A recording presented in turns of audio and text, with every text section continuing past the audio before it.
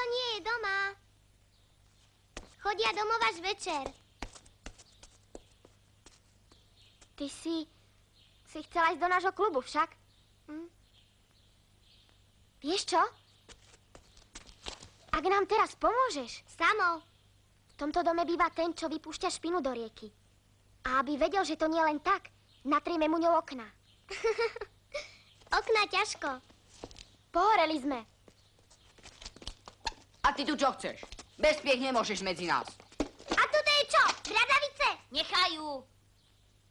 Fakt, pehy. A ešte k tomu aké? Ak dovolíš, poradím aj ja. Čo máš poradiť?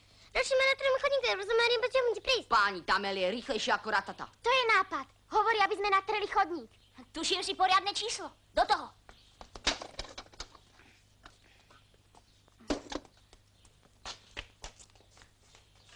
Nezdá sa vám, že to zbytočne komplikujete? Technické KO.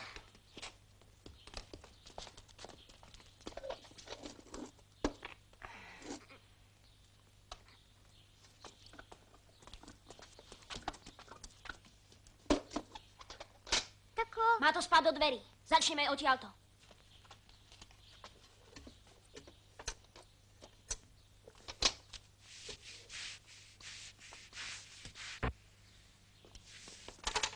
A odkiaľ si nabrala také krásne pehy? To vieš, protekcia. Slniečko. Daj, ja to dokončím. Tomáš. Dobre to tu poznáš? Samozrejme, veď tu bývam. Na tejto ulici? Čo by? Tu, v tomto dome. Ty si... Hladíková?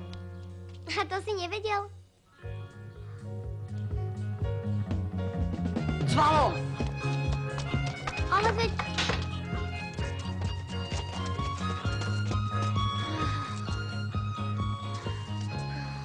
Len podržala od začiatku. Keď ty bola podozrivá, mala si nám to povedať. Veď o to predsa nejde. Zapnite kotolne a rozmýšľajte. A veď ani nemá čo povedať.